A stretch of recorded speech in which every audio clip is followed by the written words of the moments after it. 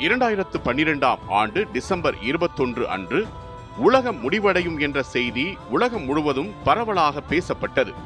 இந்த வதந்தி ஊடகங்கள், இணையதளங்கள், சமூக வலைதளங்கள் மற்றும் வதந்தி செய்திகள் மூலம் வேகமாக பரவியது. பல நாடுகளில் மக்கள் உண்மையாகவே அச்சமடைந்து எதிர்காலம் குறித்து கவலையுடன் பேசத் தொடங்கினர். இந்த உலக முடிவு வதந்தியின் அடிப்படை பழமையான மாயன் நாகரிகத்தின் காலண்டர் அமைப்பே ஆகும்.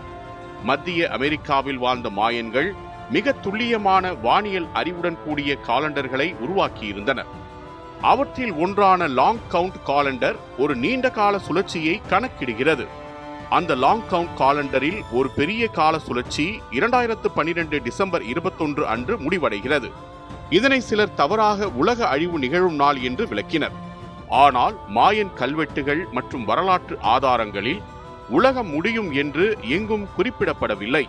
உண்மையில் அது ஒரு சுழற்சி முடிவும் புதிய சுழற்சியின் தொடக்கமும் மட்டுமே. இந்த வதந்திகளுக்கு பதிலளிக்கும் வகையில் அறிவியல் அறிஞர்கள், வானியலாளர்கள் மற்றும் நாசா போன்ற அறிவியல் அமைப்புகள் பொதுமக்களுக்கு விளக்கங்கள் அளித்தன. அந்த நாளில் பூமிக்கு மோதக்கூடிய விண்கல், சூரிய வெடிப்பு அல்லது பிற பேரழிவுகள் ஏற்படும் என்ற எந்த அறிவியல் ஆதாரமும் இல்லை என்று அவர்கள் தெளிவாக கூறினர்.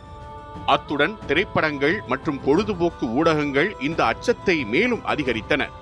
2012 என்ற ஹாலிவுட் திரைப்படம் பேரழிவு காட்சிகளை காட்டி மக்களின் மனதில் பயத்தை விதைத்தது.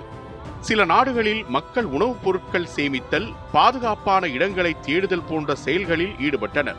இறுதியில் 2012 டிசம்பர் 21 எந்தவிதமான அசாதாரண நிகழ்வும் இன்றி ஒரு சாதாரண நாளாகவே கடந்தது.